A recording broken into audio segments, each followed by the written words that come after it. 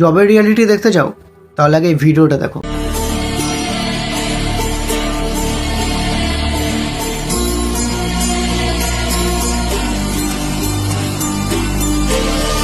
দেখো ভাই, জব করা খারাপ না, কিন্তু শুধুই জবের মাইন্ডসেট ডাকাটা হলো খারাপ যে আমি জবই করব, বিজনেস করব না।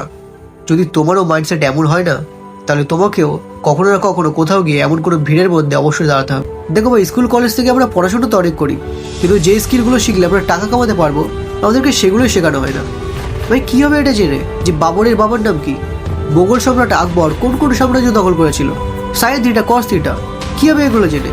যদি সেগুলো আমাদের রেগুলার লাইফে কাজেই না লাগে, তো যদি সেগুলো আমাদেরকে মানি জেনারেট করে দিতে না পারে, তো কী হবে এগুলো শিখে? হ্যাঁ, চলাফেরা করার জন্য যতটা পড়াশোনা দরকার ততটা পড়াশোনা অবশ্যই করো, কিন্তু তার থেকে বেশি ফোকাস নিজের স্কিলসে রাখো। যেমন কোন কোন স্কিলস আছে যেটা আজকের ডেটে ট্রেন করছে, সেগুলোতে ফোকাস করো, তাহলেই তো জীবনে বড় কিছু করতে পারবে। আর যদি ঠিকভাবে না বুঝতে পারো এই পুরো প্রসেসটা, তাহলে আমাকে মেসেজ করো, আমি বুঝিয়ে দেবো।